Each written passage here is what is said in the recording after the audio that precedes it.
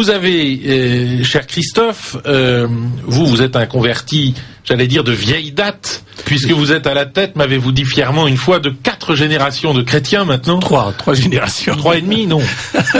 Bon, bref, on compte plus quand on aime. Et vous avez donc beaucoup réfléchi sur ces musulmans qui deviennent chrétiens, et il y en a de plus en plus. On ne vous en parle pas, mais il y en a de plus en plus. Hier, Mohamed Raouma nous parlait de 6 ou 7 millions de conversions. Donc c'est énorme. Et ce sont des conversions qui sont, pour la majorité, en pays musulmans. C'est ça qu'il faut savoir. En fait, elles sont beaucoup plus nombreuses dans les pays de l'islam, malgré les difficultés, que dans les pays d'Occident où il y a normalement la liberté. Mais comment les connaît-on, ces conversions, puisque ces gens ne disent pas qu'ils sont convertis? Ils ne peuvent pas.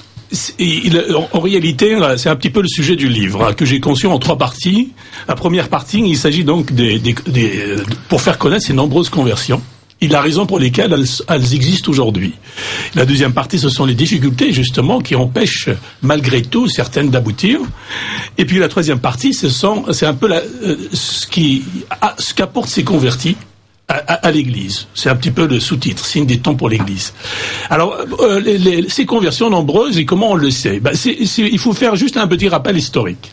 Quand l'islam a conquis tout ce vaste espace du sud de la Méditerranée et au-delà à l'est, eh bien, il a imposé très vite une coupure avec la civilisation chrétienne, avec les États chrétiens.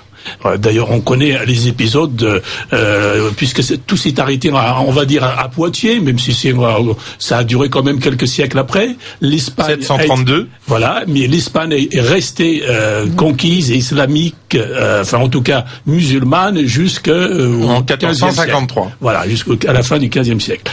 Eh bien, c'est intéressant de voir, par exemple, ce qui va se passer pour la conversion des musulmans pendant cette période en Afrique du Nord. Je ne parle pas de l'Orient, parce que c'est un peu plus compliqué. Vous parlez de ce que vous connaissez. Voilà, d'abord c'est ma région. Vous êtes originaire d'Algérie. Vous êtes kabyle. Voilà. Alors après donc 70 ans de combat, le christianisme va disparaître rapidement, mais il faut savoir quand même il dure jusqu'au XIe siècle. Et on a par exemple ce témoignage de l'émir de Bougie qui demande au pape de l'époque, Grégoire VII, je crois, un évêque pour ses ouailles. Ça veut dire qu'il y avait, au XIe siècle, il y avait encore des chrétiens autochtones. Et donc il y a cette relation épistolaire, un échange de courriers entre les deux. Mais c'est un échange exceptionnel et en fait l'islam a été une sorte de glaciation pour ces pays. Alors justement là on du moins c'est comme ça qu'on le voit nous d'Europe peut-être que. Mais tout à fait. Parce que la Méditerranée était une sorte de lac et on allait assez facilement d'un côté à l'autre. Il y avait des échanges, notamment en Andalousie, enfin en Espagne, avec Ibn Rabir, avec Ibn Rushd, donc à Avicenne, etc. Mais alors c'est à ce moment-là justement la glaciation n'a pas encore totalement pris. Voilà. Parce que l'ijtihad n'était pas encore promulgué. Donc il y avait encore des possibilités. Par exemple, il y avait les soufis, Hallaj n'avait pas été encore assassiné, etc. Donc il y a encore des possibilités de dialogue qui vont finir. Alors, il y a 2 événements. C'est en effet quelque chose qui intervient en Orient, mais ça j'en parle pas. Mais en Occident, arabes et musulmans, il y a l'arrivée des Almohades. Les Almohades, ce sont des puristes de l'islam qui veulent imposer un islam fondamentaliste et c'est eux qui vont faire un empire, le plus grand empire musulman en Afrique du Nord, puisqu'il va pratiquement du sud de la Tunisie, de la Tripoli donc au nord de l'Espagne. Et ces Almohades vont imposer aux chrétiens et même aux juifs de la conversion ou l'exil. Ou la mort, évidemment, s'ils veulent pas se convertir. Et c'est donc à partir de ce moment-là que les communautés chrétiennes, en tout cas, disparaissent complètement d'Afrique du Nord. Et en revanche, les communautés juives ont réussi à survivre. Alors, donc, on a 3 cas qui sont importants parce qu'ils sont connus, qui montrent à quel point, à partir de ce moment-là, la conversion des musulmans n'est plus possible. Parce qu'il y a un mur, l'Oumma s'est construite elle a imposé sa règle, c'est la loi islamique, la charia, et c'est définitif, on ne peut plus atteindre les musulmans. On a le premier exemple, c'est Saint François d'Assise. Tout le monde sait qu'il a essayé avec le sultan Al-Kamal, je crois, de mémoire. Eh bien, on sait qu'à le résultat, il n'a rien obtenu. Il a envoyé des missionnaires au Maroc, ils ont été exécutés. Et donc, parce que on ne peut plus s'adresser à un groupe de musulmans. Alors, la plus forte raison, c'est une masse de musulmans. Ce n'est plus possible, parce que l'Oumma a imposé une règle par la charia, encore une fois, c'est qu'un musulman doit surveiller son frère musulman. Donc il ne peut plus y avoir de missionnaires. Absolument. Dès que vous avez deux musulmans ensemble, on ne peut plus dialoguer avec eux, parce que ils se surveillent, donc comment parler? On a l'autre exemple, c'est Raymond Lull, donc ce Majorquin, qui a appris l'arabe, et qui est parti, comme Saint François d'Assise, dans le but d'évangéliser les musulmans. Donc il part d'abord à un moment donné en Tunisie, il va même en Orient, mais ce qui est intéressant, c'est ce qui se passe à Bougie. Bougie, où cet émir, un siècle avant, avait donc pu demander à un évêque, eh bien le siècle d'après, ce n'était plus possible puisqu'il a été exécuté. Donc il est pas mort tout à fait à Bougie, je crois qu'il l'a envoyé à Majorque où il a été enterré finalement, mais il a essayé de s'adresser au peuple de Bougie, de cette ville donc du nord de l'Algérie, et ça n'a pas été possible. Et tout de suite on l'a arrêté. Bon, l'exemple ensuite, on remonte dans le temps, le plus connu c'est Charles de Foucauld. Charles de Foucauld, il n'a pas eu un seul converti. Et il est mort en martyr en quelque sorte, mais lui aussi il a fait des efforts extraordinaires. D'ailleurs, il faut savoir que juste un peu avant qu'il meure, le cardinal Lavigerie a eu aussi, lui, cette inspiration d'aller, en créant les pères blancs et les sœurs blanches, d'aller au milieu des musulmans, d'apprendre leur langue, de s'habiller comme eux, de manger comme eux, et de manière à pouvoir les évangéliser. Mais ça n'a pas marché aussi. Il y a eu quelques-uns, bien sûr. Alors justement, c'est cet échec, et en quelque sorte ce triple échec avec de très grandes personnalités. Saint François d'Assise, Raymond Lull, qui est très connu en Espagne, qui est un Catalan qui avait beaucoup de cordes à son arc, et pas seulement celle-là. Et enfin Charles de Foucauld, ce militaire français qui est passé de l'organisation des BMC, des bordels militaires de campagne, après sa conversion fulgurante, vivre comme le Christ. C'était son idéal. Vivre comme le Christ, vivre le Christ là où justement il n'est pas prêché, c'est-à-dire en terre d'islam. Bon, il a payé très cher cela puisque il a été assassiné.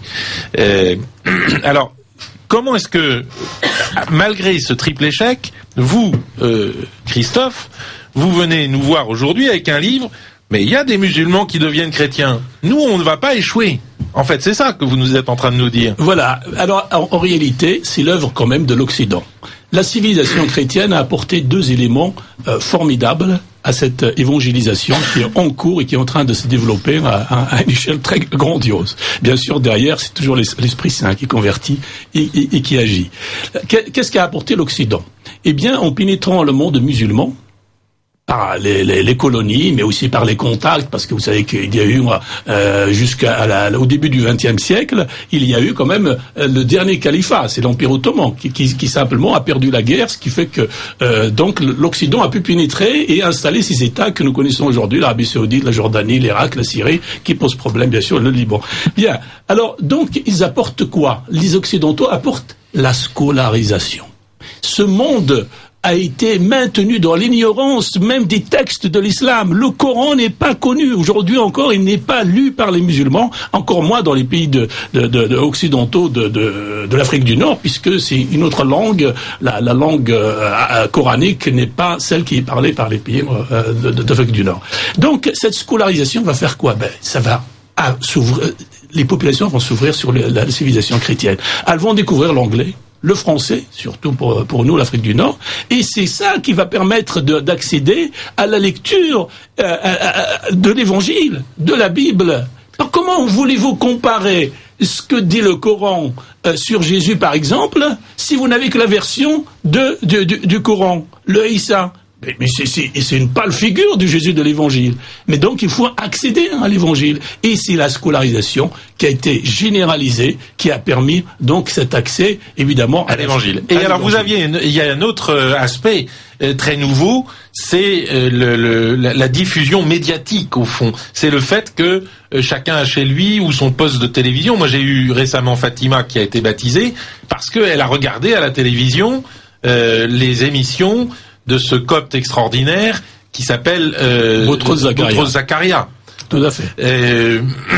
Et elle a regardé, elle voulait l'islam, elle voulait plus. Elle a regardé, elle a dit voilà, je suis chrétienne. Mais elle doit donc se faire baptiser plus ou moins en cachette. Oui, bien sûr. Mais bien sûr. Pour pouvoir affirmer sa foi. Ce qui est contraire à la Déclaration des droits de l'homme de 48, quand même, qui précise dans son article 17 qu'il y a un droit à la conversion. Moi, je me demande toujours comment les pays musulmans ont pu signer cette Déclaration des droits de l'homme. L'Arabie Saoudite, par exemple, qui est pratiquement à l'origine avec les autres États de l'ONU, puisque c'est un État qui était déjà constitué, n'a pas signé cette charte des droits de l'homme. Mais d'autres ne l'ont pas signé. L'Algérie l'a signé. Pourquoi ? Parce que elle était encore sous influence française quand il y a eu l'indépendance, donc elle l'a signé. Certainement, la Tunisie l'a signé, le Maroc, je pense aussi. Mais c'est des États. Alors, voyez ce qui se passe. Ils l'ont signé, mais ça ne, dans les faits, concrètement, l'article 17, en tout cas, sur le droit à la conversion des musulmans au christianisme, par exemple, n'est pas respecté. En réalité, ils sont obligés de créer des décrets ou des lois. L'Algérie, prenons l'exemple de l'Algérie. Elle a attendu 2006 pour qu'il y ait une loi qui soit conforme en fait à la législation islamique, à la charia, c'est-à-dire interdire tout prosélytisme, interdire toute conversion, débranler la foi d'un musulman. Il a fallu attendre 2006, mais 2006. Il y avait déjà 30 000, 50 000 convertis. Et c'est un chiffre très bas en Algérie. Quand ils ont découvert ça, ils se sont mis au jour. C'est-à-dire qu'ils ont rattrapé le retard. Ce retard est dû parce qu'en fait, à l'influence française. Mais par exemple, au Maroc, aujourd'hui où il y a des convertis, on les met en prison parce que cette loi-là existe. Eux, ils ne l'ont pas changée. En Tunisie, elle existe aussi. En fait, la charia, même si elle n'est pas mise en avant, même si on a signé la charte des droits de l'homme, c'est elle qui s'applique, c'est elle qui est en autorité parce qu'elle est... Donc en fait, on dit qu'on signe la charte des droits de l'homme de 48, mais on la subordonne à la charia. Elle est subordonnée dans sa lecture. Si la charia dit une chose et la déclaration des droits de l'homme dit une autre, ce sera la charia qui a raison. Évidemment, bien sûr. Ça, je suis content de vous l'entendre dire parce que c'est important et il me semble que cette hypocrisie des pays musulmans doit aujourd'hui éclater au grand jour. Ah mais c'est en train d'éclater en tout cas parce qu'avec les événements en Égypte et en Tunisie on voit très bien qu'il y a quelque chose qui ne va plus et que c'est là-bas justement que ça c'est en train d'être remis en question. Je voulais juste dire que donc on a perdu l'Occident a perdu évidemment ses colonies, n'a plus l'influence qu'il avait jusqu'aux années 60-70, mais il y a un événement majeur qui est apparu en remplacement de cette scolarisation, parce que la scolarisation, elle a été reprise. Par exemple, en Algérie, on a arabisé, c'est fini, on n'a plus l'accès aux langues, et on va interdire toute publicité par rapport aux évangiles, par rapport à la Bible. Il n'y aura même pas des Bibles en arabe, on ferme les librairies. Donc, par contre, il va y avoir ce phénomène qui est l'Internet et la télévision satellitaire. C'est avec ça que travaille, par exemple, Mohamed Paul Rahoma, mais Boutros Zakaria et d'autres. Qu'est-ce que ça veut dire ? Eh bien, ça va briser ce mur, cette espèce de mur de Berlin qui entoure l'Oumma, qui entoure les peuples musulmans. C'est un mur médiatique, mais c'est un vrai mur. Mais c'est terrible, parce qu'en fait, ils sont enfermés dedans, et donc, là, on atteint dans les foyers, le musulman, on l'atteint par l'annonce de l'évangile, on l'atteint en langue arabe, en français pour ceux qui parlent français, en anglais pour ceux qui parlent anglais, en turc, en kurde, mais dans toutes les langues, on est maintenant en mesure d'atteindre à l'intérieur du foyer donc, les musulmans. Un par un. Et là, donc, c'est tout seul qu'ils se déterminent et qu'ils sont ébranlés. Et parce qu'ils peuvent en plus sur Internet consulter. On peut consulter sur Internet en arabe la Bible, l'Évangile. Il m'a été donné, grâce à vous en partie, Christophe, d'avoir contact avec ces musulmans qui se convertissent et qui se convertissent seuls dans un parcours extrêmement intense, mais secret, qu'ils sont obligés de garder secret même vis-à-vis de leur entourage proche. Et je dois dire, c'est extrêmement émouvant de constater quelle est la vigueur de cette foi chrétienne lorsque on a mis de côté l'islam.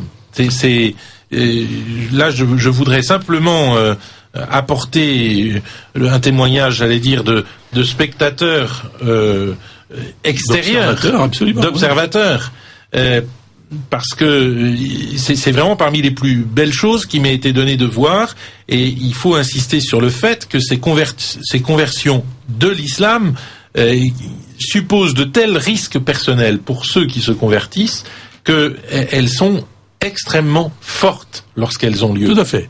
Il faut savoir que il y a quelque chose qui m'a toujours choqué un petit peu, moi qui suis un ancien converti, depuis, c'est que les Occidentaux, on va parler des Français puisque nous sommes en France, ajoutent à cet enfermement. C'est-à-dire que j'ai entendu même ici à Radio Courtoisie, oui, des personnalités dire que les musulmans sont pas convertissables. Ils sont définitivement, ça y est, fermés avec l'islam, on leur a lavé le cerveau, ils ne peuvent plus.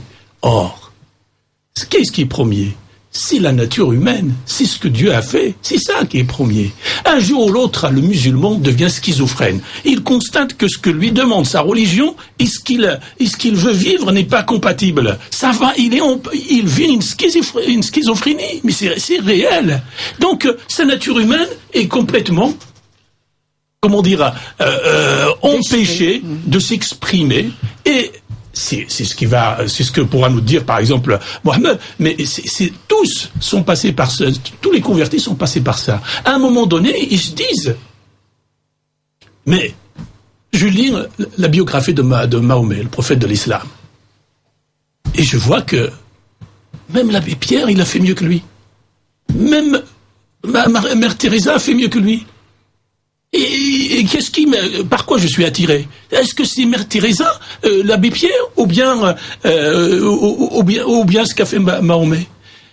Eh bien, la nature humaine, pour certains, reprend le dessus. Moi, j'ai assisté à ce qu'on appelle les chats lorsque l'abbé Pierre est mort. Donc, ces échanges de courriers entre musulmans.